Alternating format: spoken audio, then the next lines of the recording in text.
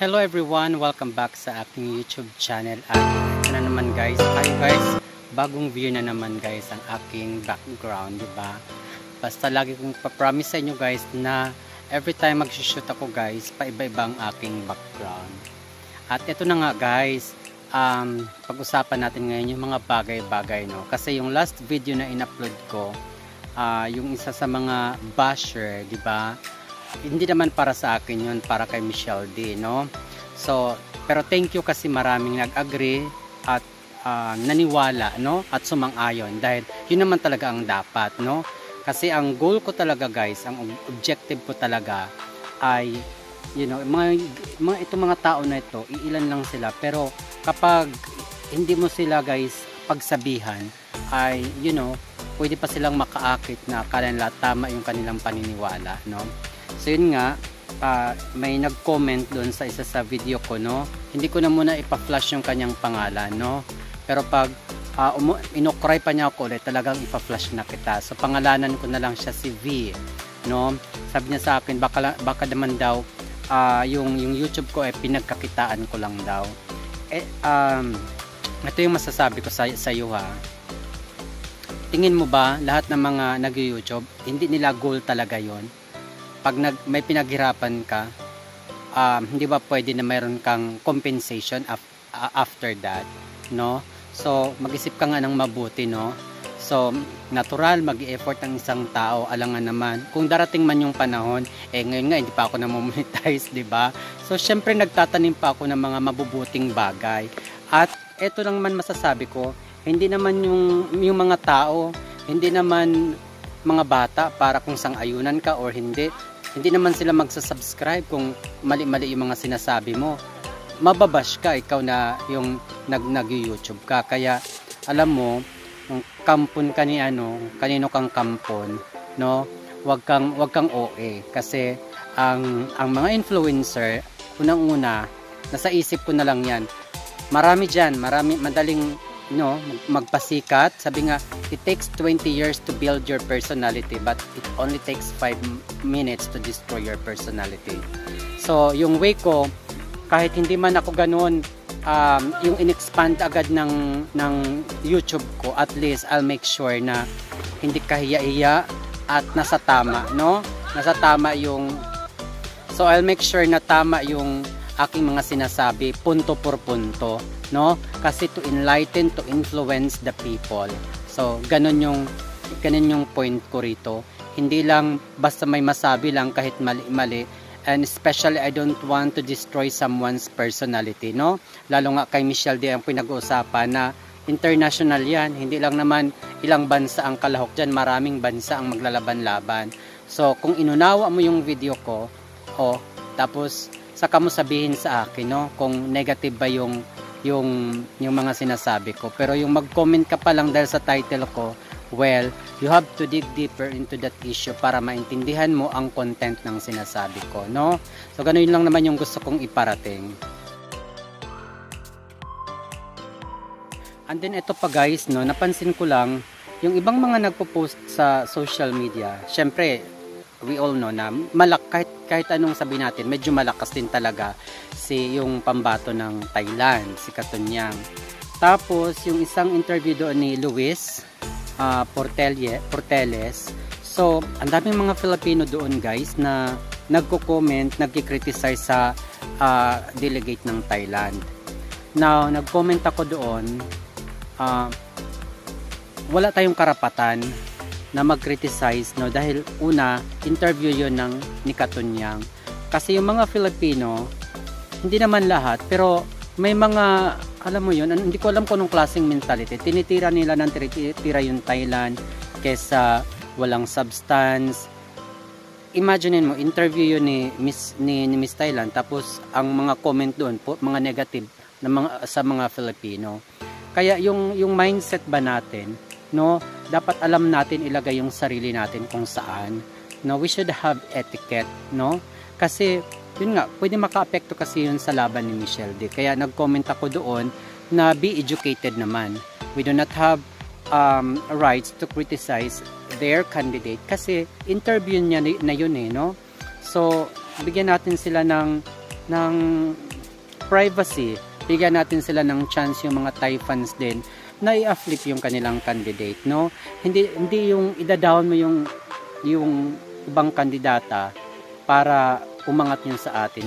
Tingin nyo ba guys, pag ganun ang gagawin natin na mag-discredit ka, mag-humiliate ka ng ibang kandidata at palalabasin mo na mas magaling ang Philippines, kumbaga binibigyan patuloy natin sila ng idea kung anong dapat gawin sa kandidata nila, no?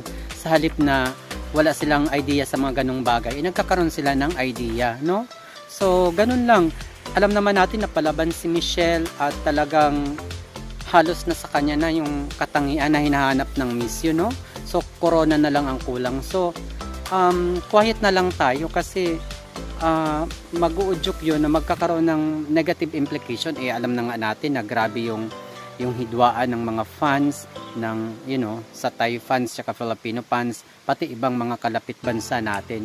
So napag-iinitan na tayo. Hindi naman natin kailangang ibaba na yung sarili natin kasi we all know Philippines is already a powerhouse at sa Asia is India, medyo umaariba, pero ang Philippines talagang kilala na, powerhouse na. So kung mayroon man silang mga negativity, especially sa channel nila yun, sa interview ni Katonyang, pakiusap ko lang naman sa mga Filipino, dapat maging behave lang tayo, spread kindness nga and love, no? Wag natin tirahin yung kanilang kandidata. Natural kung sa atin gawin yon, anong mararamdaman natin, anong, 'di ba, bilang Filipino kung kandidata natin tinitira. So ganun lang yon. Sabi nga, in every action there is an equal reaction.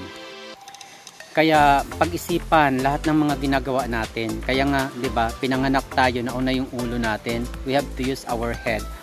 'Di ba? Prior our heart, no? Sa bugso ng emosyon, damdamin natin, gamitin natin yung utak natin. So, yun nga, katulad din sa para sa iyo, Vino, nasabi mo na pinagkakitaan ko yung YouTube ko. Tingin mo kumita na ba ako, no? Nasa tao yun kung gusto nilang i-subscribe yung channel ko, no? Kung gusto nilang kung natutuwa sila, nagkakaroon sila ng, alam mo yun, good vibes, enlightenment, nag-influence ka sa tamang bagay, na sa tao yun. Hindi ko naman kontrolado yung puso't isip ng tao. Kung mag-subscribe sila, thank you. Kung ayaw nila, wala akong magagawa. Basta sa akin, pinasok ko tong mundo na ito, panindigan ko na, no? At saka, for your information, no, hindi lang naman yung YouTube lang din ang pinagkakabisihan ko. O nakita mo naman, 'di ba? Nandito ako sa farm ko. So before I've been working sa BPO for how many years.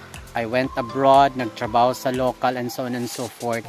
So medyo relax na lang ngayon yung beauty ng lola mo, and I love being with nature. So kaya wag mong sabihin sa akin na pinagkakitaan. Kung kumita man ako, well, for sure i-share ko to sa mga tao. Like I've mentioned earlier o last time na every year nga I have my advocacy, namimigay ako ng toys. Aba, kung ako mang kumita sa YouTube, marami akong mabibiyayaan kasi guys, hindi ako madamot, no? So wala sa puso, kaya nga siguro hindi ako talagang yumaman kasi kapag meron ako at may nangailangan sa akin, tinutulungan ko. Sa mga taong nakakilala sa akin, alam nila yan.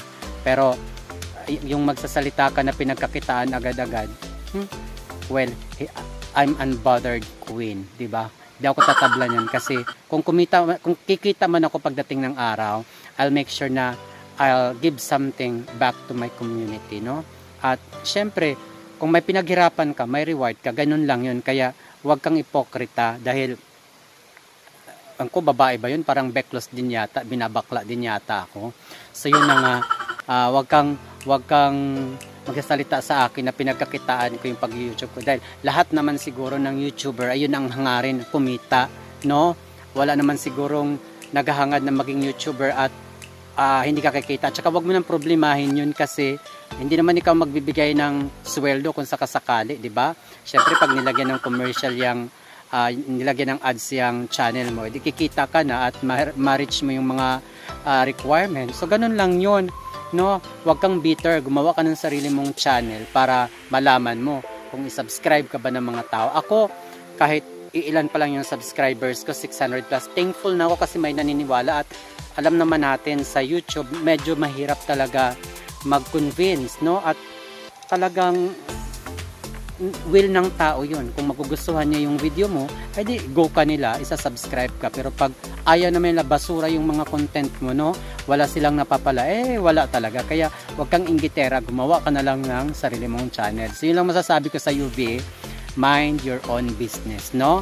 So, kasi ako, alam ko sa sarili ko kung ano at sino ako, and I'm always thinking of the repercussion lahat ng ginagawa ko. Alam ko kung masama o mabuti kasi ginagamit ko muna yung brain ko bagong mga bagay-bagay. So yun lang guys, at sana guys, no, mayroon na naman tayong maayos na napag-usapan sa araw na ito. Thank you so much, at ayan, ang ganda-ganda ng aking view. Talagang nature lover kasi talaga ako guys. Bye bye.